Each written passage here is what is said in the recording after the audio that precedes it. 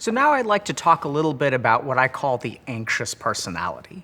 When we think about impairment or suffering from a psychiatric perspective, we can think about it originating from two different places. One is an illness, which is something that happens to you, right? If I'm healthy and then an illness like the flu comes from outside and affects me. But in psychiatry, we also have another source of potential anxiety, which could be part of who you are and is more hardwired into you. Some people have what I call an anxious personality. And you can think about this a little bit like hardware and software. Software can be changed, replaced, modified relatively easily. Much like a computer virus, illnesses like PTSD or anxiety can kind of strike out of the blue, right? You're not born with PTSD. Your personality in the way you view the world is more like hardware. It's the way that your neurons are wired. It is kind of like some people who have an addictive personality. They don't necessarily have a particular addiction, but their brain is wired to get really, really intensely into things. In that same way, sometimes people don't really have a clinical illness per se, but their brain is wired to have a tendency to worry. And the good news is that even with personality, you can still change things because your brain has this quality called plasticity, which makes it able to rewire itself. So people's personality can actually change over the course of their life, but it happens a lot more slowly. And on the upside, when you do rewire your personality, it tends to be more permanent than treatments for other kinds of discrete illnesses. So if you kind of think about it for a second, personality is sort of who you are, but who you were 10 years ago is not the same person that you are today. So it certainly can change and it is more permanent, but it sort of takes a different kind of approach. It's not just like simply taking pills or something like that. So where does this anxious personality come from? The answer is complex, but I'd like to focus on one important aspect, which is attachment theory. There's also a robust system of personality analysis called the 5-factor model, which kind of talks about how human beings can have their personalities in 5 dimensions. And one of those dimensions is something called neuroticism, which is the tendency to worry. We're going to kind of steer clear of that, and we're going to focus a little bit more on attachment theory, because instead of real personality science, attachment theory is more oriented towards psychology, and attachment theory has been used a lot more clinically. So attachment theory is really about fixing personality, and it has more of a clinical spin, and is generally speaking more actionable. So whereas there isn't a great amount of science on what you can do if you have a high level of neuroticism, there's a lot more information about what you do if you have a particular kind of attachment style.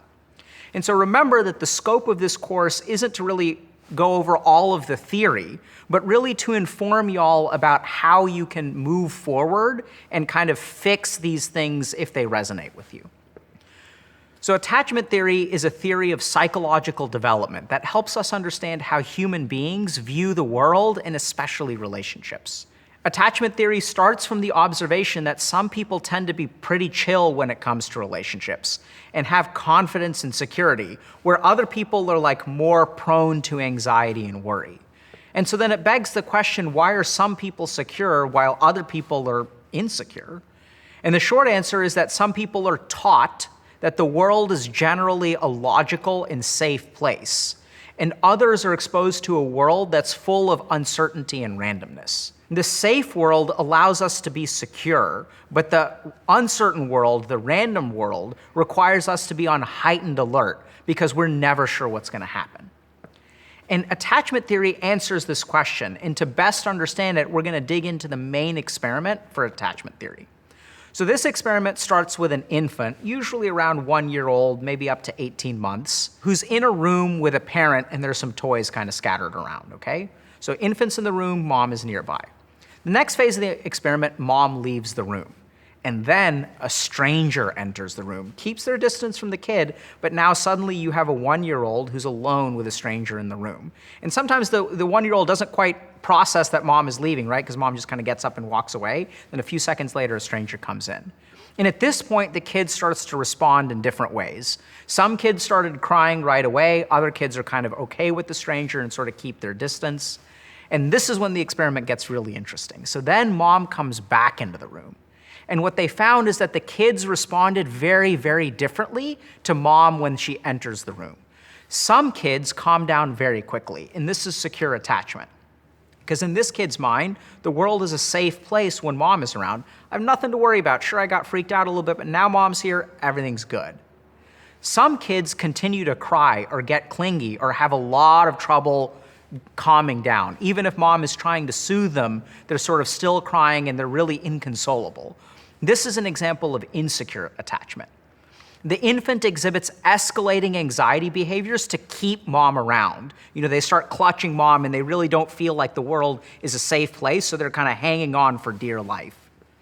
Another example of what happens is kids get kind of anxious, but then they really try hard not to be. And they can actually get angry at the parent for leaving. So when mom comes in, the kid is sort of anxious and wants to be comforted, but then smacks mom, right? They're so pissed off at mom for putting them in this situation. And that's what we call an anxious ambivalent attachment style, which means that the kid is kind of anxious, but they sort of have a lot of internal conflict about how they feel about mom leaving the room. And the fourth option is that kids are kind of don't care, it's no big deal. And this is an avoidant attachment. The kid is somewhat independent, and when mom leaves the room, no big deal. Stranger comes in, maybe they're a little bit worried, but also no big deal. And when mom comes back, they don't particularly respond to mom in any kind of way. They're just sort of independent and kind of ignoring mom. And so when researchers noticed that the kids responded in these four ways, they started to investigate the relationships that the parents had with their kids and discovered something really cool. That it all came down to emotional mirroring in early childhood. And that's what develops healthy attachment. And so here's a little bit about what we mean by the phrase emotional mirroring. I want you guys to imagine a 1-year-old child. And a 1-year-old doesn't really understand what the world is like, right? They don't really understand how things work, and they certainly don't understand how they feel. So if you think about even grown adults oftentimes don't understand what they're feeling or they get confused by their feelings. And now imagine a 1-year-old. How is a 1-year-old supposed to know, I have a fear of abandonment? A 1-year-old can't think about that, right? They don't even understand if they're feeling hungry or anxious or angry. So how does a child know what it's supposed to feel? And it turns out that it knows what it's supposed to feel based on the response of caregivers to its situation. A great example of this is when a child trips and falls. And so you guys may have seen this where a child will trip and fall, and the kid doesn't start crying right away, right? What do? They actually look at the adults. And they're checking. And sometimes the adults will start laughing. They're like, ha, ha, ha, that's so funny. And then the kid starts laughing too. It's okay, great. I'm supposed to this is funny. Great, fantastic. And sometimes the parents freak out. They're like, oh my God, is everything okay? And if they do that, then the child starts crying. So what actually happens with kids when they're very, very young is they learn about their emotions based on the response of caregivers. So if a child is hurting, then a parent's emotional mirroring is going to show them, okay, this is what hurting looks like, this is what fear looks like, this is what pain looks like, this is what happiness looks like, because the child is very tuned in to the facial expressions of the parent. And so when the child is feeling a certain way, and it's kind of interesting because if you look at this, it's conserved across all cultures. All cultures will have adults that will have exaggerated facial expressions when dealing with a child. And why is that? It's because the child is looking at your facial expression and seeing, oh, you're happy. And that's how it knows, oh, this is like a happiness situation. This is what happiness is supposed to feel like. And based on this principle, children who grow up with consistent emotional mirroring grow up with secure attachment. And what that means is when your caregivers are consistent with the way they respond to your needs, the world makes sense. You can learn how to operate in it. There are rules to the game, and you learned those rules and people play by them, so no big deal. Every time you get a boo-boo, you get a kiss. Every time you throw a temper tantrum, you get a timeout. So secure attachment develops when a child has a home base that they can return to that is consistent and safe. As a result, the children become adventurous, confident, exploring, and they can return to the caregiver if there's a problem. And that sense of confidence in the external world, that things are going to fundamentally be okay, that you can go out and do what you want to, carries over into adulthood. It's kind of wired into their brains. To contrast that, insecure attachment develops when there's very poor emotional mirroring. So consider a child with a parent who has an alcohol addiction. Some days the parent is drunk, others they're sober, and others they're passed out. When the infant hurts itself, it cries. On some days, it gets comforted and held. On others, it actually gets yelled at. So not only is the child hurt, but they get punished for being hurt. And on other days, it gets ignored because the parent is passed out. So how does this child's brain perceive the stability of the world? When it gets hurt, what happens? Can it count on the world to be a comforting, safe space? And so when this child doesn't receive an appropriate emotional response, sometimes the opposite of what they need to receive, it forms that as a representation of the world. It wires its brain for like very hard mode in life. It amps up the tendency to worry to predict danger. Because things that shouldn't be dangerous, like falling down and hurting yourself, now suddenly become dangerous, right? So some kids who grew up in abusive environments, even completely benign things like every day it's watching TV, but one day their parent is in a bad mood and something that shouldn't be dangerous, their parent starts yelling at them because the volume is too loud. This translates into a high-level worry over benign things because your brain has learned to see danger in safe places, and that's insecure attachment. The third general attachment type is something that we call anxious ambivalent. This is the part of the experiment where the child is bothered by the caregiver leaving, but doesn't respond too heavily to the stranger. And then also has super mixed feelings when the parent comes back in the room. It sort of seeks comfort, but can sometimes get angry at the parent when they return. The anxious ambivalent attachment style creates a personality where people are independent and protective of emotional vulnerability because they've learned that emotional vulnerability can lead to pain. They tend to have really confusing mixed feelings when they deal with people. At times they isolate, at other times they push people away, yet they also crave connection. And they can also get really angry and frustrated at people for not being emotionally available to them, but don't know quite how to ask people for help or how to provoke that kind of connection. It almost becomes a protective shell to not care about relationships because relationships hurt. I see this attachment style nowadays in a lot of young men who sort of crave connection with someone else, but also can get really angry at like random people who they feel an emotional connection to, but don't know how to express their feelings towards that person. The anxious ambivalent attachment style is caused by inconsistent response from caregivers. So they love you genuinely, but only part of the time. So the child grows up knowing it's possible that their parent is capable of love, but they can't quite figure out what the rules of the game are. What do I need to do to get my parent to respond to me in the right way? So they crave it. They want that emotional connection, but they also start to erect protective walls because they won't always get it. And that leads us to the fourth attachment style, which is avoidant. So this tends to be caused by caregivers who are unavailable, not necessarily abusive, but parents who don't really respond very well to emotional needs. Oftentimes when parents punish emotional displays by telling kids to toughen up or stop being such a baby. We also see this a lot in men because culturally this is how a lot of men are raised.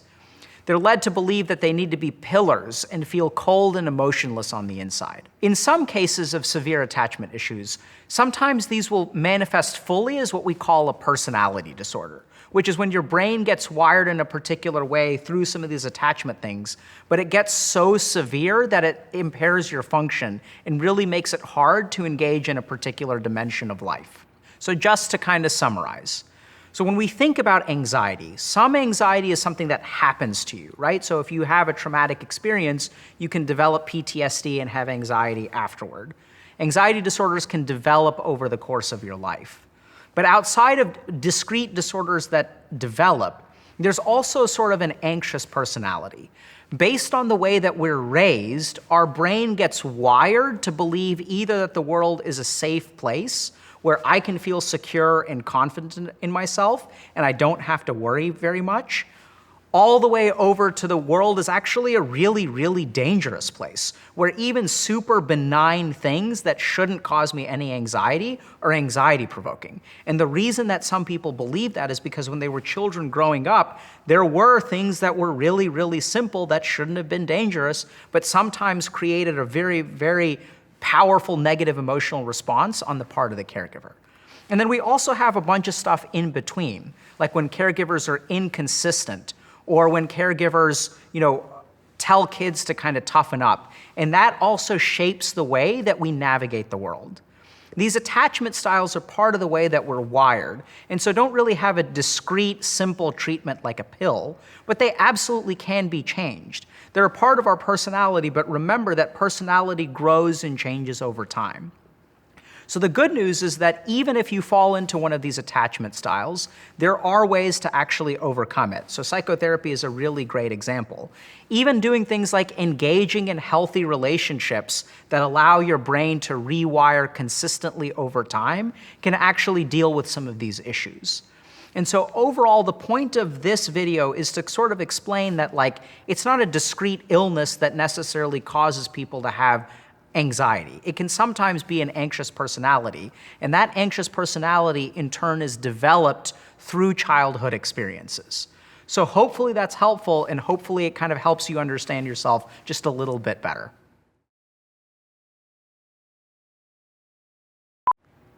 And so when the child receives an appropriate emotional response from a caregiver, which is, hold on a second.